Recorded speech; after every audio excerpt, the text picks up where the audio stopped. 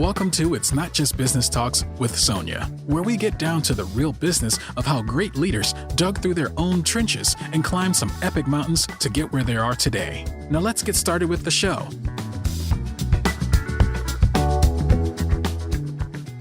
Sonja Anderson here. I am the host of this podcast where I talk with top leaders about their journeys. I have Jon Corcoran here of Rise 25, who has done thousands of interviews with successful entrepreneurs like myself, investors and CEOs, and we have flipped the script today and he will be interviewing me. All right, Sonja, thanks so much for having me. I'm excited to dive into your backstory, how you ended up coming from Germany all the way to the United States, and how you got into the work that you do. So I'm really excited to get into that background and that backstory and some of the highs and lows along the way. But first, before we get into that, this episode is brought to you by Zoe Agency, which is a tight-knit team of online and offline marketing pros. Zoe serves as the marketing department for small to mid-sized businesses.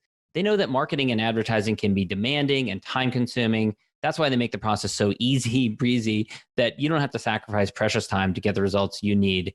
To learn more, go to zoe.agency, that's zo.agency, or you can also call 541-633-4725. All right, Sonja, so let's get into your story. Hey. So you're from Germany originally, Sure. went to school in Scotland, and you ended up coming over to the United States at the age of 17. What was that like? Quite a ride. Yeah, amazing story. Let's hear about it. How did you end up over here? Well, the story starts in Germany, where I was born. To German parents, people always ask me, are you a Navy brat? No, I'm not. I'm actually just full-blooded German. Not as you can tell by my accent, because I've been here for a heck of a long time, but young parents, divorced young, moved me to Scotland, where I grew up. And I lived in the Highlands of Scotland and went to school there. Unfortunately, not the best home environment for a thriving, curious child like myself. My parents were hippies, man. They were people that planted trees and they saved whales and they did all the good things, right? We had the little red bus that painted red with a peace sign on the back, and they were candle makers. They were not great parents, but they did a lot of other great things. And as a result, naturally, I wanted the complete opposite for my life. I wanted to be a high-powered executive living in an apartment in London, wearing a suit. But, you can't escape your childhood. I have a little bit of hippie/creative that came from that foundation. Needless to say, that's filtered through into my adult life. But yeah, I left home when I was young. Where did you land in the United States? Yeah, so I landed in Seattle, but for the first couple of years after I left home, I kind of cruised around Europe. I worked in youth hostels, for a bed and some food most of the time, and I saved up enough. I scrimmaged up enough money to get a flight to Seattle, and that's where I landed. And I spent the first few years in this country. I just never wanted to go back, so I overstayed my visa. I was an immigrant that without documentation, as so many of our nation can attest to in their own journeys. And so I'm now a full American citizen, just full disclosure. But yeah, I landed there, and for the first few years, I was just a homeless illegal immigrant doing my thing. Wow. Yeah. Not an easy way to get by. No, but you know what? This is the land of freedom and land of opportunity. And I came here hopeful, and it delivered. America delivered for that. So, I mean, you are in many ways the American dream, because you have a surviving and thriving company now, right? Helping lots of different companies throughout the United States. So in many ways, that's a personification of the American dream. What do you take to the work that you do today? And we'll get into, the company and how you got into a full service agency. But is there anything from that, childhood or upbringing or your years in, after you landed in Seattle, that you bring to the work that you do today?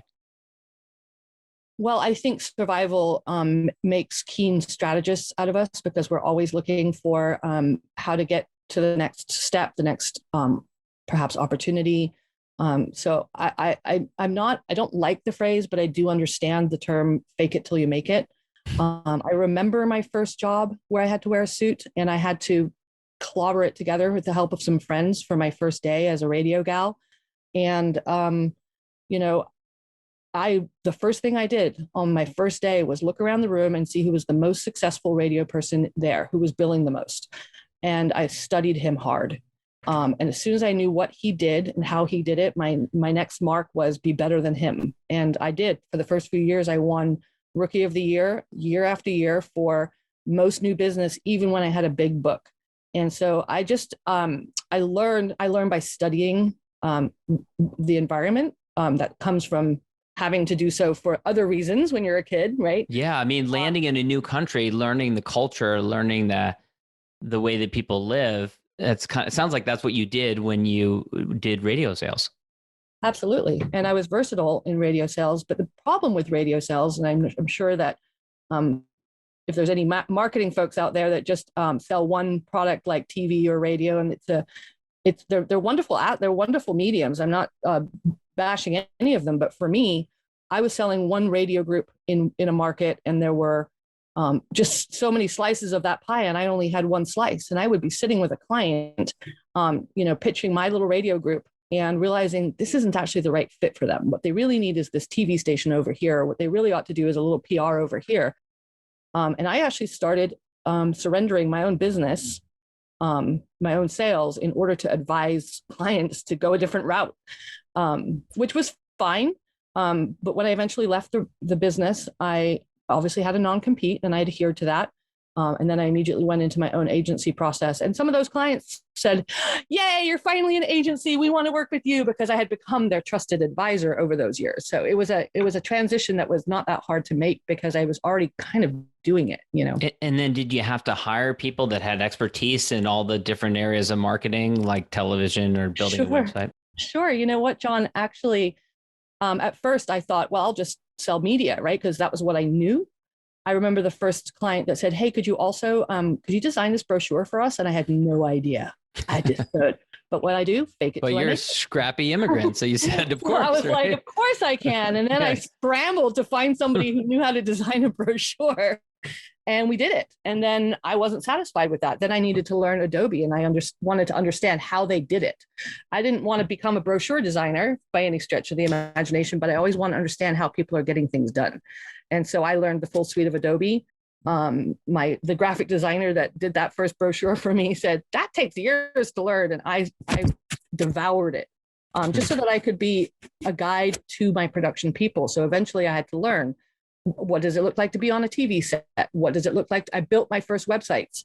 I did my first TV production. I did all of the things that we now offer. First came with me working as a shadow behind someone else, so that I could fully understand enough in order to guide them in their job. I don't want to do their job. I don't want to be a podcast maker, but I want to understand what you do, so that I can bring other clients to the table and say, you've got to meet Jon.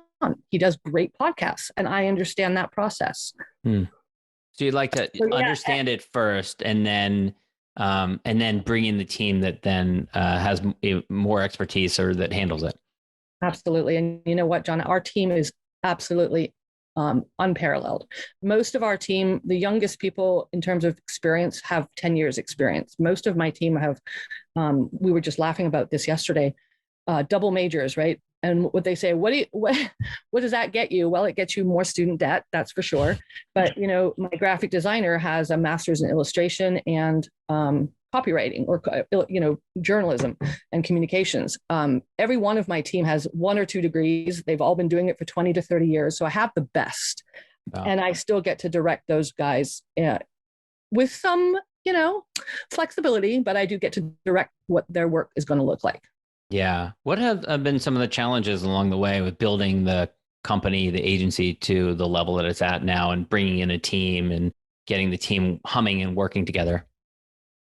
I think I think what I would say versus what my team would say about it are a little bit different. I have a long leash, but a very firm hand. So taking brilliant people, brilliant creatives, and making things systemized and fine-tuned so it serves the client best, not their own creative dreams, is a bit of a challenge, right? If you've worked with creatives, they're amazing human beings. And they're going to wake up at 2 a.m. and come up with a brilliant idea, and it's not in the budget, and they're going to have to just abandon that for right now. Yeah. So it's just the struggle between in a restaurant, right? You've got the kitchen, you've got the chefs, and they make beautiful food and they put it up in the window and it's hot and they want it to get to the table immediately. But the server is over at the table schmoozing the customer, pouring a nice bottle of wine, upselling, dessert. They're in conflict with each other a little bit. And so a good manager, or in my case, a good director, is making that balance work for the client. Yeah. Talk about some of the pit stops along the way and the influential experiences that you had. You've got this beautiful podcast artwork that you designed that has Burning Man, has a double-decker bus, has a couple other things on there that are meaningful to you. Sure. So I think that the story I'm telling by that artwork is that we all have a journey, and it's not a straight line, as we all know. Mine was heavily influenced by art. When I left, when I was 15 years old, I joined the Clown Jewels, which is that double-decker bus, and we traveled around the Highlands of Scotland, and they performed. They were a theater company. What did you do? I was actually a nanny for one of the performers' newborn baby. So, so I got to experience and witness what real creatives are like in their, watching them in their place of habitat. And of course I went to Glastonbury Festival every year for about 12 years because my parents were candle makers. And so they sold candles there. So I got to watch just that cross section of society, right? So you've got the gypsies and the hippies and the frat boys and the rock stars. So really studying society and taking it in, breathing it in was really, really instrumental for me. I am a student of people. Again, that comes from having to be a survivor and be really aware of what's going on around me. And then you did mention Burning Man. Yes, I went to Burning Man for several years as well. In the early days, when it was still a bit more of an arts venue, I stopped going when it became a frat party. And that was about 2000, well, somewhere in the mid 2000s. But in the early days, it was really these gorgeous art installations, fire shows, brilliant artists collaborating on things that were displayed there. A lot of people think of it's just like a big freedom love fest, but it really wasn't in those days. It was just really a gorgeous art experience. It's funny, you have these artistic roots and then you're drawn towards a job in London wearing a suit, but then it seems like you journeyed back to your creative roots. Sure, but we have to find a way to blend those two aspects, right? We do work in business. We work in large business, national organizations. But our company, and we stand by this, is very grassroots. Our team, before the days when you couldn't go to the office, which was last year, they ride bicycles, they're wearing flip-flops, they drink beer in the afternoon, they bring their dogs. Like, we're really about being genuine, authentic people, but we deliver at a really high level. And I think that's kind of the way that I've ended up blending those two needs, which is authenticity and creativity, along with my high-powered suit when I ever wear it. Right. We have to deliver to high-level clients, and they're not all.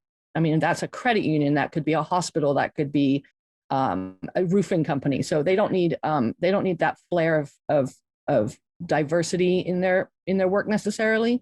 But we come from that background, so we can see with a bit of a broader lens. Talk a little bit about what inspired you to start a podcast. I know we were talking before and you said you want to highlight people's journey, their darker moments, the challenges, the struggles that they overcame. Well, I think I gave the example too, right? A lot of people buy lottery tickets and they want to wake up one morning as a millionaire. And I think that's great. I mean, being a millionaire is great. And I have lots of clients that are in that bucket. But all of my clients that are in that bucket, I don't have any lottery winners. Every single one of them earned their way to where they are today. And they all had pitfalls. None of us came unscathed through life to date. If they did, I'd love to interview them too. But I think that what makes you as a person is not where you are today and how you've arrived, but also everything that went into that, all of those weird blind spots and low moments, as well as your highs. I think I like to see the kaleidoscope of a person, not just this one moment in time where they've arrived. That's great. I think that's going to be wonderful to listen to those conversations. Sonja, this has been great hearing your backstory.